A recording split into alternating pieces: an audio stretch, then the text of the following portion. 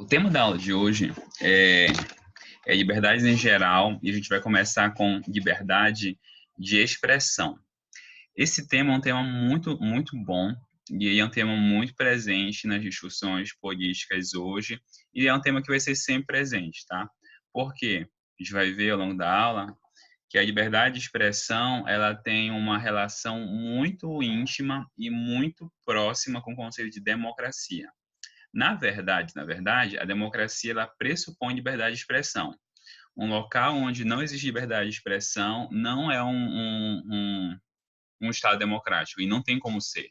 Mas a gente vai chegar a esse ponto lá, tá bom? Primeiro eu vou fazer uma introdução geral sobre a liberdade, e aí depois a gente chega na liberdade de expressão. Gente, primeiro em relação à liberdade em geral. As liberdades em geral, elas sempre foram associadas com o núcleo dos direitos fundamentais.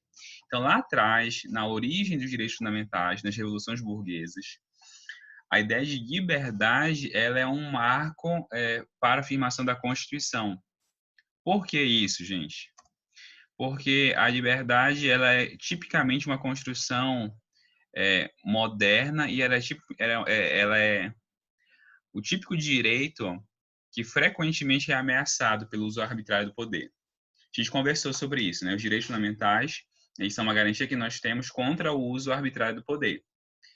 Quando o governante ou o Estado, seja quem for, começa a agir de forma arbitrária, o primeiro direito ameaçado é a liberdade, seja ela qual for, liberdade de expressão, liberdade de locomoção, liberdade de crença, liberdade artística e por aí vai. Então, as liberdades em geral sempre foram vistas como o núcleo dos direitos fundamentais, desde as revoluções liberais, ok? E aqui, liberdade em geral, quando eu uso esse termo, eu estou me referindo às diferentes liberdades, tá bom? E aqui, de novo.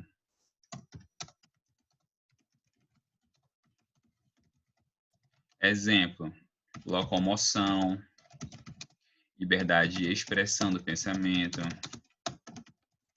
liberdade de imprensa, liberdade religiosa, liberdade de associação, entre outras.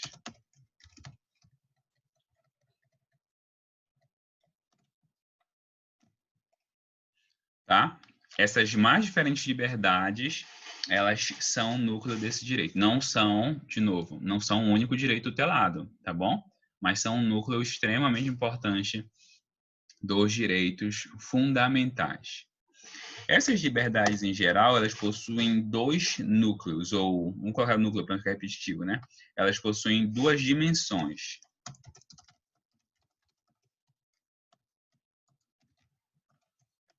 Elas configuram direitos de defesa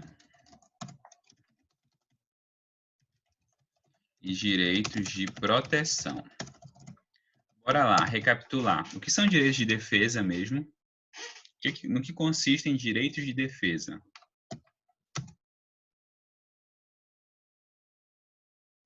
Antônio. Direitos de defesa não era aquele que protegem a pessoa do Estado, o indivíduo? Isso, perfeito, isso mesmo. Os direitos de defesa são as prerrogativas que nós, cidadãos, temos contra a atuação do Estado. Então, primeira dimensão da liberdade.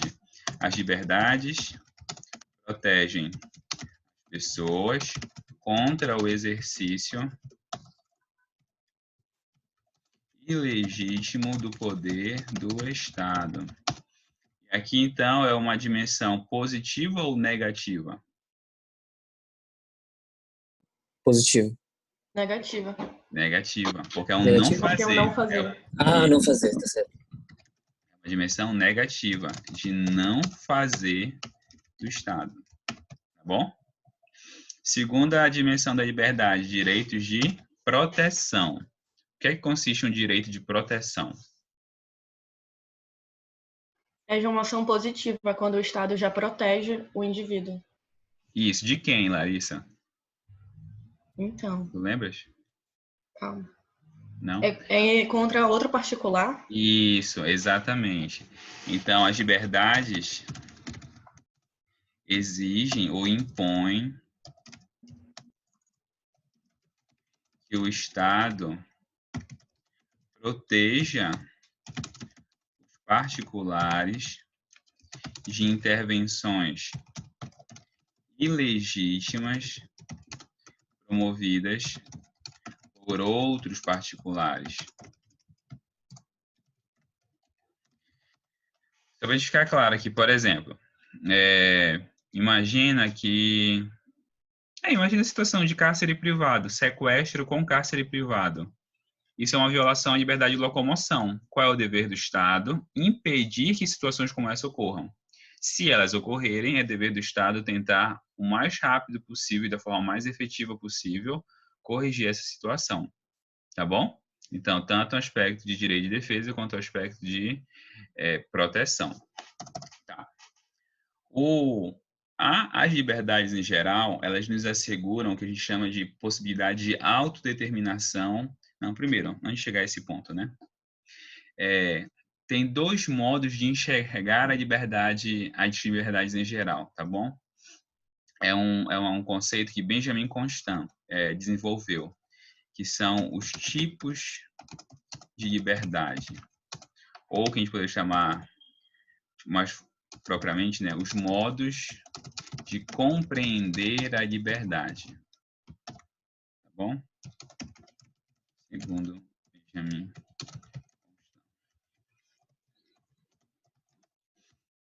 A rua? Não, o autor, tá bom? Gente, para ele existe a liberdade no sentido antigo e a liberdade no sentido moderno. Liberdade dos antigos e liberdade dos modernos. Tá. No que consiste a liberdade dos antigos? Ou como os antigos compreendiam a liberdade? A liberdade dos antigos é o que a gente também define como liberdade positiva. Que é a liberdade para agir de certa forma ou buscar um certo fim.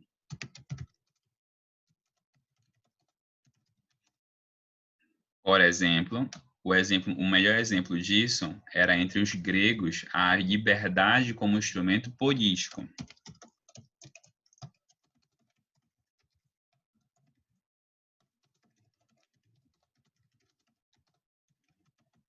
O que ela era?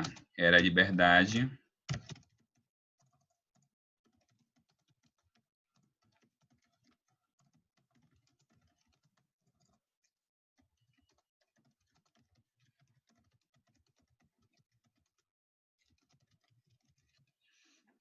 Então, por exemplo, quando a gente fala de liberdade dos antigos, é uma liberdade positiva. Você tem direito de liberdade para fazer alguma coisa. Você quer ser livre para buscar um certo fim, para realizar uma certa finalidade, um certo objetivo. Então, a sua preocupação é ser livre para ter uma conduta, para agir de uma certa forma.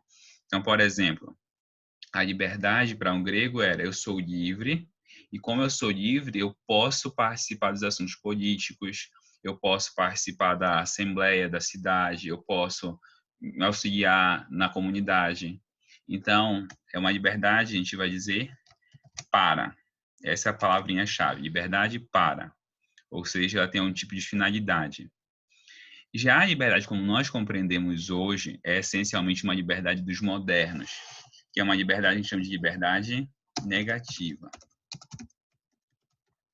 O que consiste isso? A liberdade é não ser obrigado a algo. É o contrário. Estão entendendo a lógica? Enquanto liberdade dos antigos é eu ser livre para fazer alguma coisa, para poder participar, para poder agir, a liberdade, como nós compreendemos essencialmente, é não ser obrigado a alguma coisa. Então, eu não sou obrigado a fazer tal coisa. Eu não... Exemplo mais visível nisso. O voto ser obrigatório para a gente no Brasil é algo que viola a liberdade. Por que viola a liberdade? porque nós usamos uma concepção moderna de liberdade. Nessa concepção moderna, eu seria livre se eu pudesse não ser obrigado, ou se eu não fosse obrigado a votar. Como eu sou obrigado, então eu não sou livre. Para o antigo, não. Para o antigo, a liberdade consiste em você poder votar. Você não seria livre se você fosse impedido de fazer isso. Aí você não seria livre. Então, a concepção que nós usamos hoje é a liberdade de alguma ação, de alguma situação. Então, liberdade para, antigo, liberdade de algo, ou seja, não ser coagido a nada, é a liberdade que nós compreendemos como liberdade dos modernos. Claro, até aqui?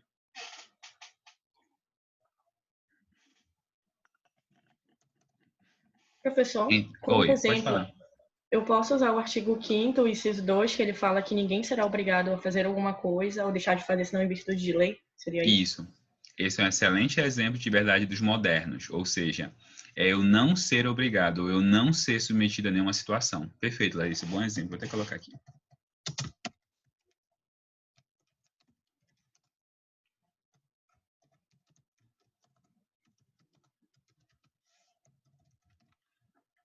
Perfeito.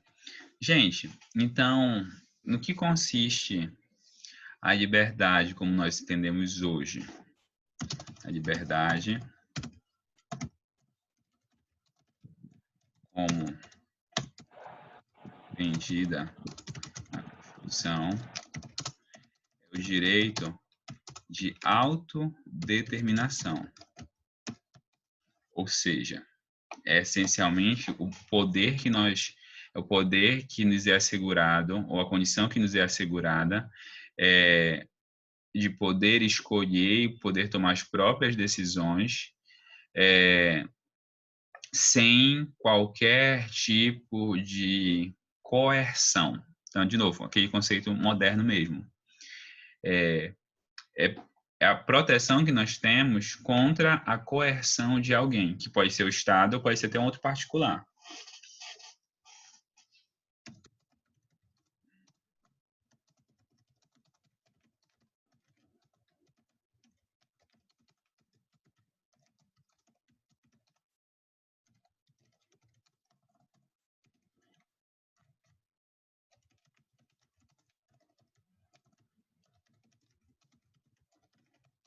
Ok?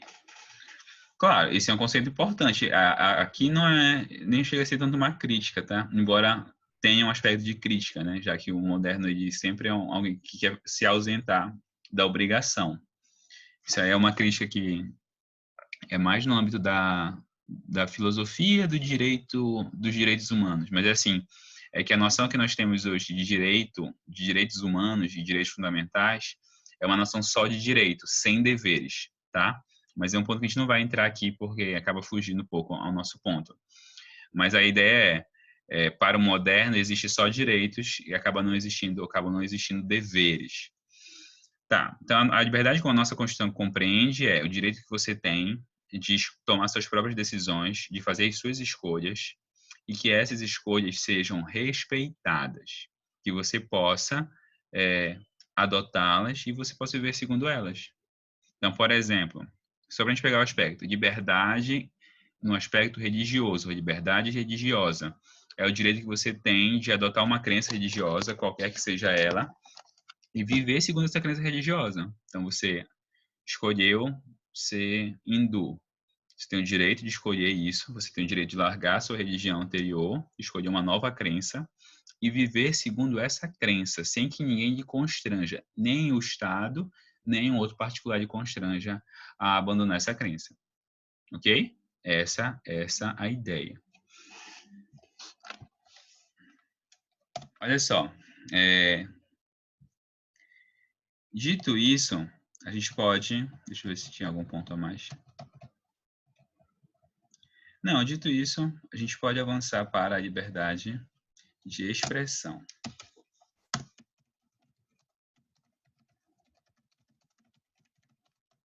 Liberdade de expressão do pensamento, gente. A liberdade de expressão do pensamento, ela acaba sendo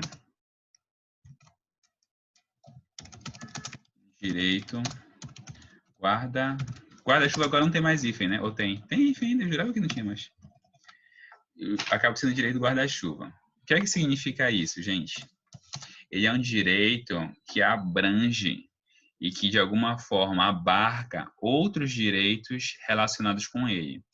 Por exemplo, a liberdade de reunião é um direito próprio, é um direito específico. Mas a liberdade de reunião, ela tem uma relação e ela é abarcada também pela liberdade de expressão do pensamento.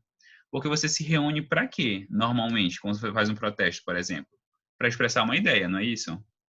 Então, a liberdade de reunião, ela é um direito próprio. Eu não estou dizendo que ela não é um direito próprio, tá? Eu estou dizendo que ela é um direito próprio, mas ela também é abarcada pela noção de liberdade de expressão do pensamento.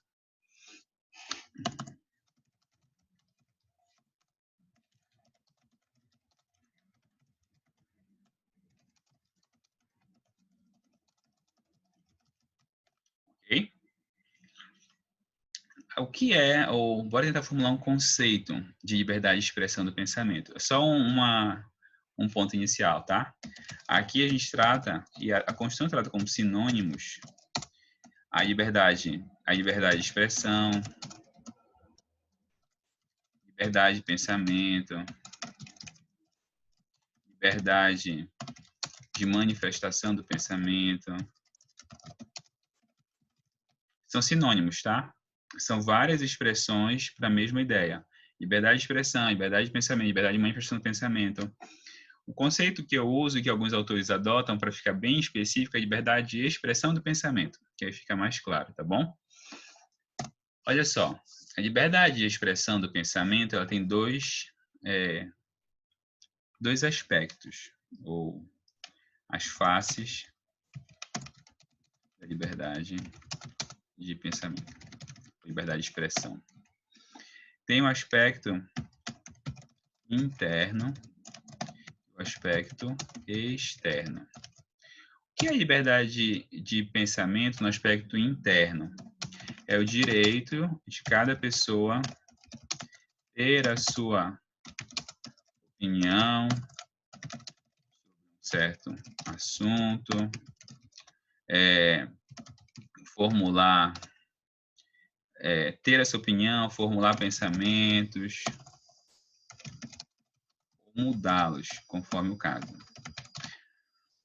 Esse é um ponto importante. Então, assim, ninguém pode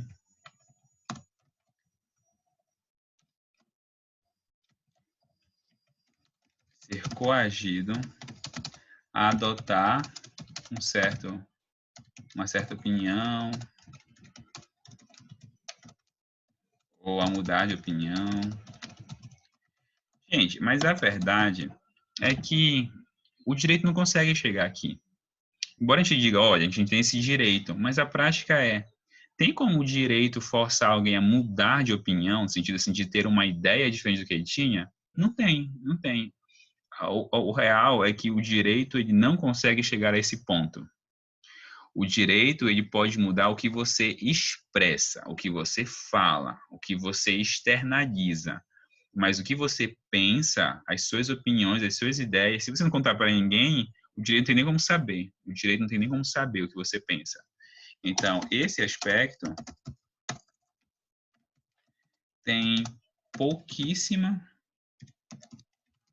relevância jurídica. A liberdade de expressão ela se torna relevante a partir do aspecto externo, ou seja, a partir do momento em que a ideia ou o pensamento é externalizado. A partir do momento que você comunica isso, a partir que você expressa, a partir de que a partir do momento em que alguém pode perceber ou pode entender a sua opinião sobre um certo assunto. A partir desse momento, a liberdade de expressão é relevante. Tu ia falar? Alguém ia falar? Não. Então tá. Então, o que é o aspecto externo da liberdade de pensamento é a externalização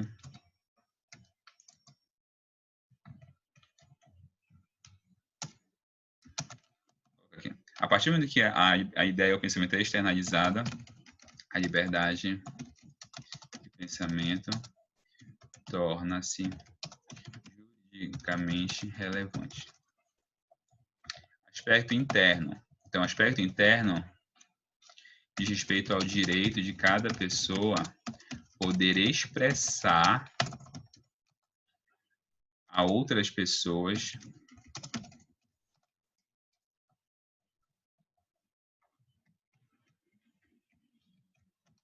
sua posição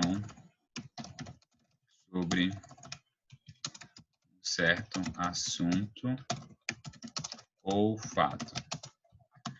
A partir desse momento, a liberdade de expressão se torna relevante. O que aconteceu aqui? Não, tá errado, você é burro.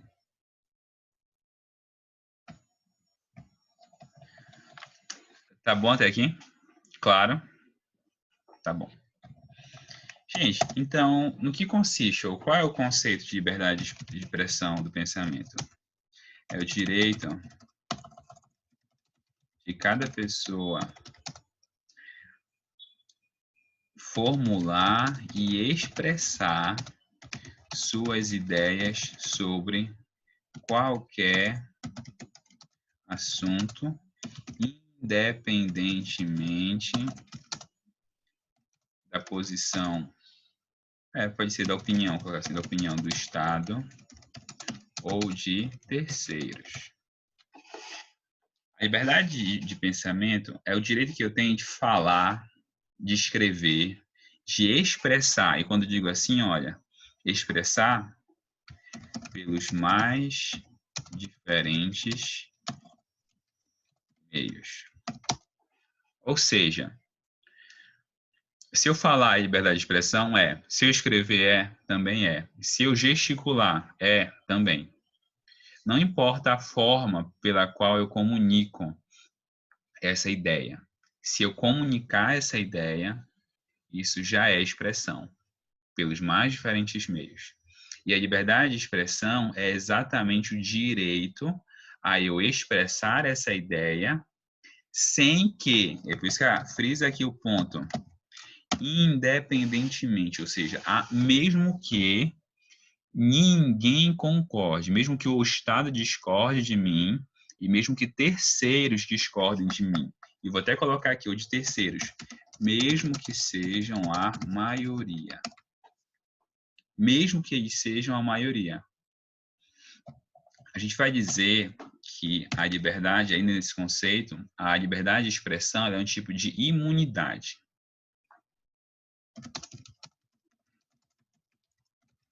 que é uma imunidade? Uma imunidade é um direito que eu tenho a agir sem que outra pessoa possa fazer nada contra mim. Ou seja, é uma proteção.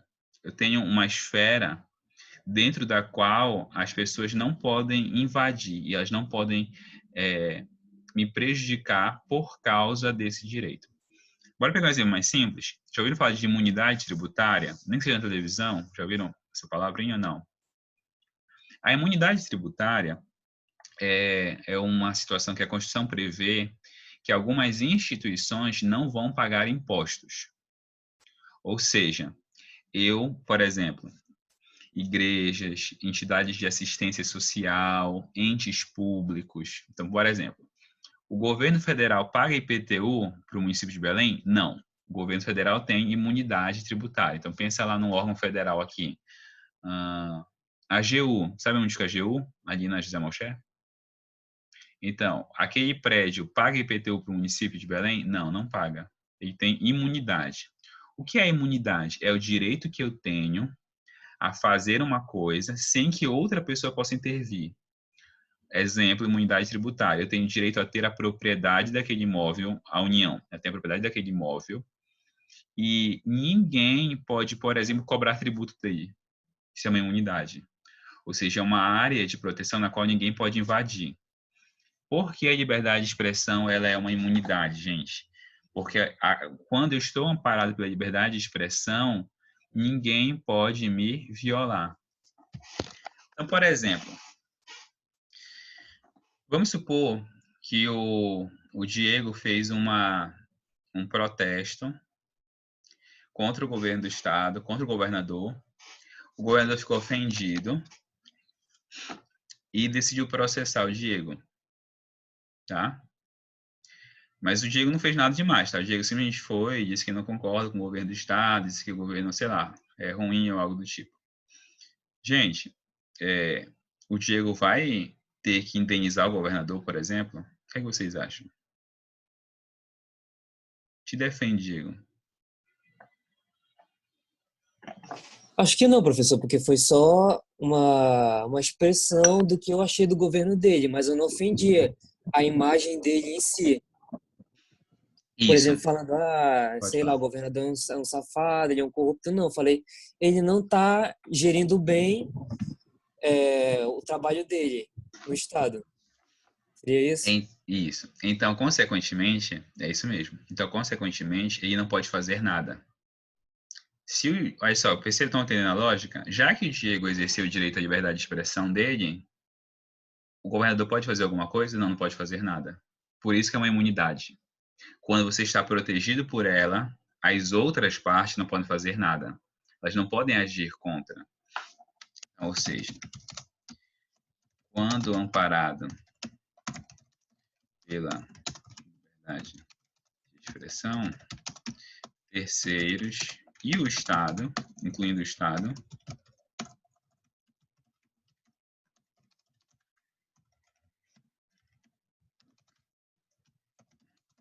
não podem agir contra o emissor da mensagem. Ok? A gente vai dizer, como consequência disso, que a principal proteção da liberdade de expressão é a proteção contra a censura. O que é censura? Bora lá.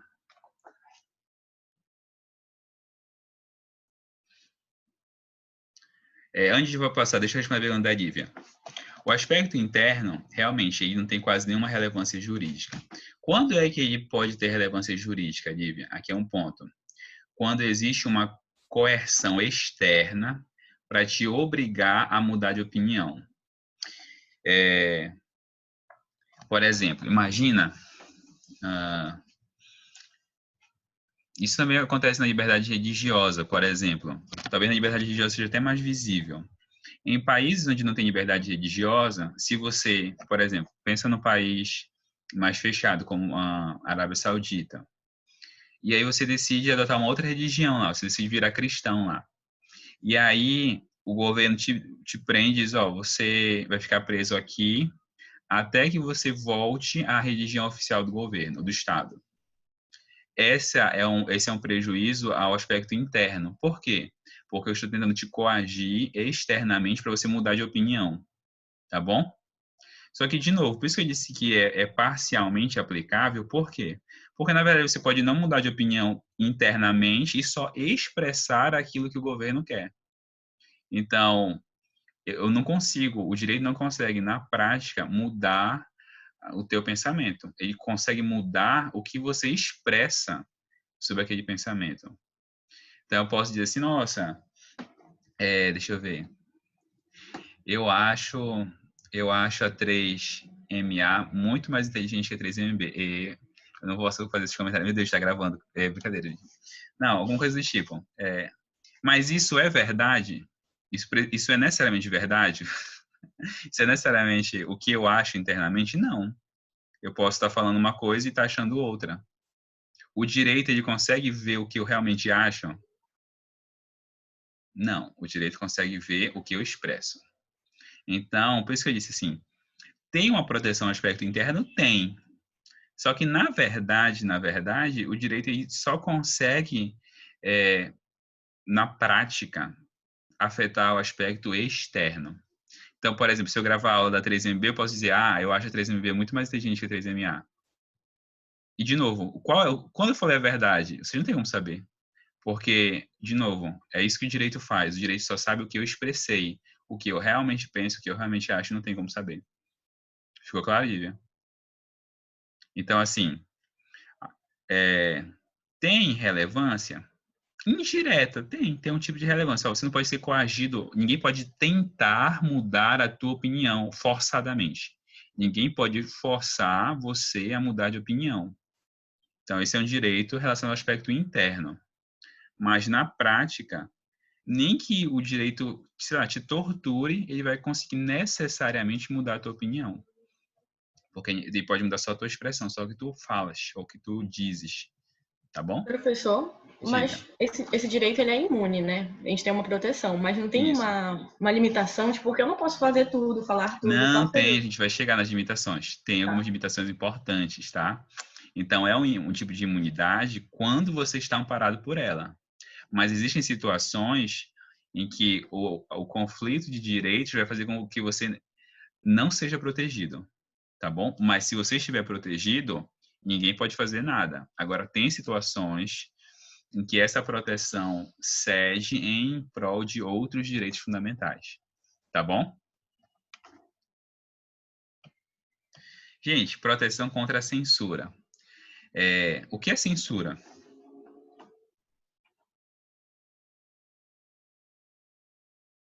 O que vocês me dizem? O que é censura? Vai lá, pensa. Vocês conseguem, gente. Vocês estudaram a história do Brasil, época da ditadura. Aí vocês estudaram o que era censura. O que é censura?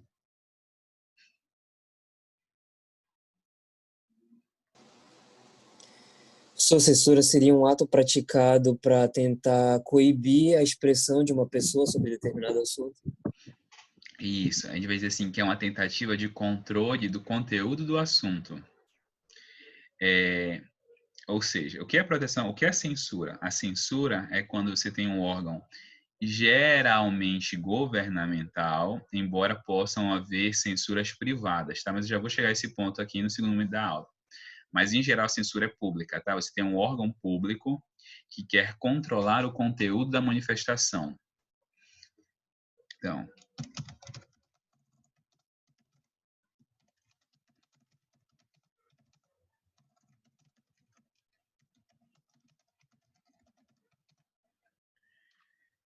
a censura não é aceita no nosso ordenamento jurídico, tá bom? Eu não posso censurar ninguém. O que eu posso fazer é, na ponderação, no caso concreto, dizer que aquela manifestação do pensamento, ela não não vai resistir perante um outro direito fundamental. Estão entendendo? Então, tem dois direitos fundamentais, por exemplo. Já vai conversar sobre limites, tá? Palavras agressivas ou algo do tipo. Então, cede a liberdade de expressão em prol de um outro direito. Mas isso não é censura. Censura é esse controle que a gente chama de controle geral de conteúdo. Então, eu digo, ó, ninguém pode criticar o governo, ninguém pode manifestar nesse sentido ou algo assim, tá bom? Isso é proibido. Gente, isso não se confunde com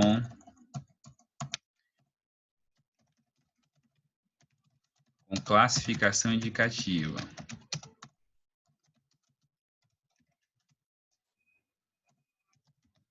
Ok? Tá acabando nosso tempo, então a gente vai finalizar com essa tarefinha. Procurem aí o que é classificação indicativa e em 5 minutos a gente volta, sem falta. Então, 9 e 5, eu mando o link para a Larissa e o Diego, tá bom? Até daqui a pouquinho, gente. Não sumam.